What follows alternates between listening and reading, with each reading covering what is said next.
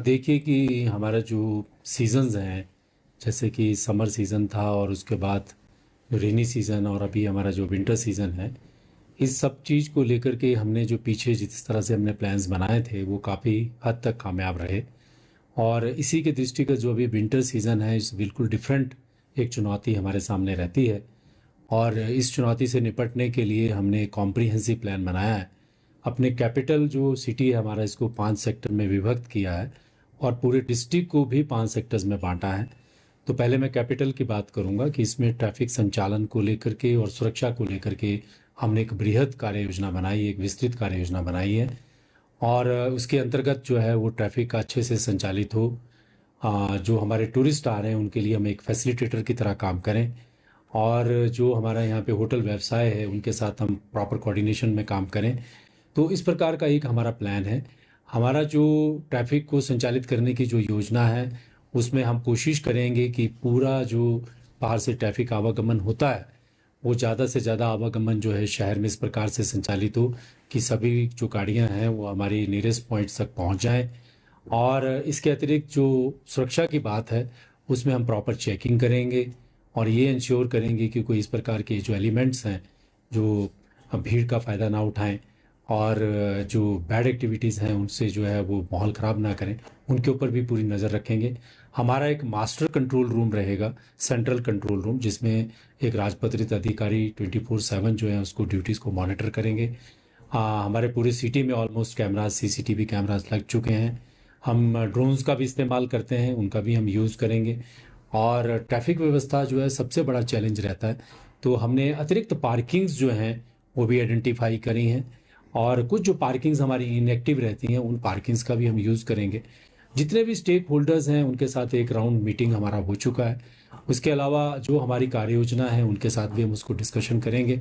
तो कुल मिलाकर जो विंटर में और ईयर एंड के ऊपर जो चैलेंजेस रहते हैं, पुलिस उस सब चीज़ को निपटने के लिए पूरी तरह से तैयार है।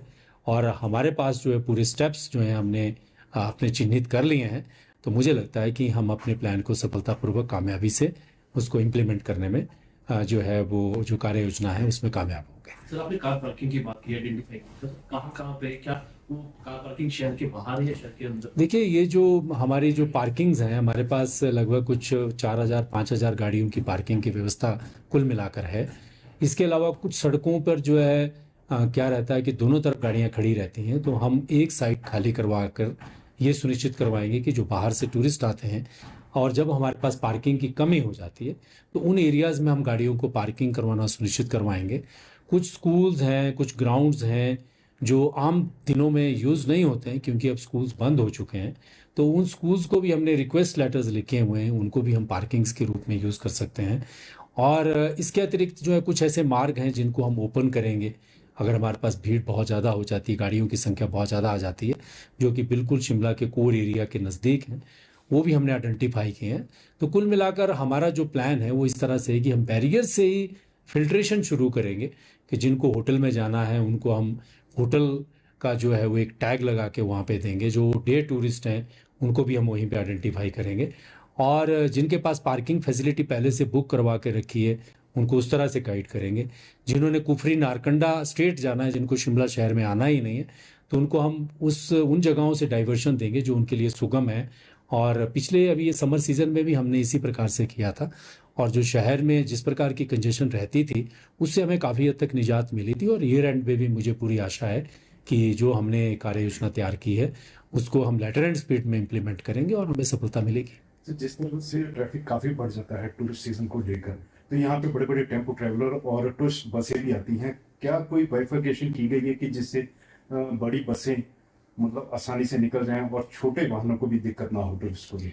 अभी देखिए, जो बड़ी बसेस को लेकर के कार्य योजना है वो तो ऑलरेडी हमारे पास एग्जिस्ट कर रही है। लेकिन जहाँ तक टेम्पो ट्रैवलर्स की बात है, वो हम कोशिश करते हैं कि टेम्पो ट्रैवलर्स को भी पैसेज मिल जाए और वो भी जो है जिस मार्ग पे वो जाना चाहते हैं उस मार्ग से वो भी क्रॉस करें। प्रॉब्लम वहाँ पर आती है कि कॉन्फ्लिक्ट वहाँ अराइज होता है कि पैसेजेस नहीं मिलते हैं। तो वो पैसेजेस सबको सुलभ हों और सुगम हों, वो ही हमारी कार्य योजना में जो है हमारी प्राथमिकता रहेगी। और हम उसमें जैसे हमने समर सीजन में 23-24% व्हीकल्स नॉर्मल सीज़न से ज़्यादा आई थी, तब भी हमने सुनिश्चित कराया था और उसी कार्य योजना में हम अभी भी काम करेंगे और हमें आशा है कि वो कार्य योजना जो है इम्प्लीमेंटेबल है और इम्प्लीमेंट हो जाएगी। लेकिन इसके अतिरिक्त जो एक डिफरेंट चैलेंज अभी हमारे पास रहता है वो ये रहता है कि ये स्नो सीज़न भी है।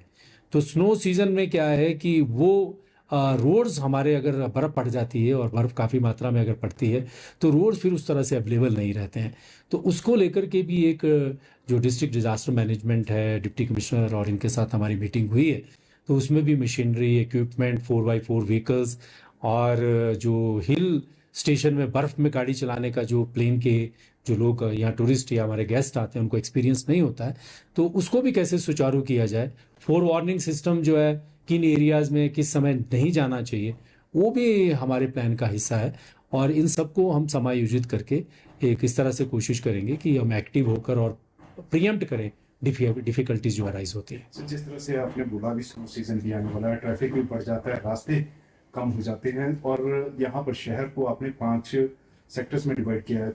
कोई फंस जाए या कुछ है, कोई आपके द्वारा टोल फ्री नंबर इस तरह का जारी किया गया है जिससे?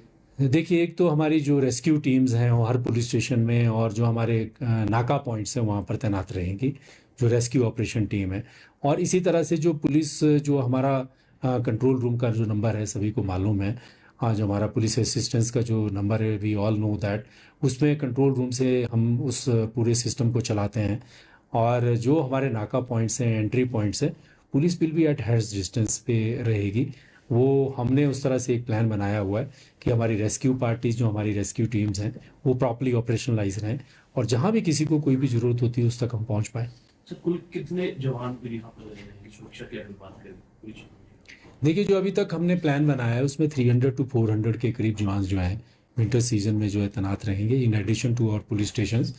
और ये जो संख्या है इसमें वो पूरी प्रिपेयर्डनेस के साथ रहेंगे। जो रेस्क्यू की जो बात है या जो इस तरह की जो डिफ़िकल्टीज़ रहती हैं, जो चैलेंजेस रहते हैं, उनको मीट आउट करने के लिए हमारे पास एडिक्वेट प्रिपरेशन रहेगी। हमसे जुड़े रहने के लिए हमारे YouTube चैनल को सब्सक्राइब करें और नई वीडियो की नोटिफिकेशन के लिए बेल आइकॉन को दबाएं। अगर आप ये वीडियो Facebook पर देख रहे हैं तो लाइक जरूर करें और ज्यादा से ज्यादा शेयर करें। इसी तरह के और भी अपडेट्स के लिए फॉलो करें हमारा Instagram पेज himachal.k street।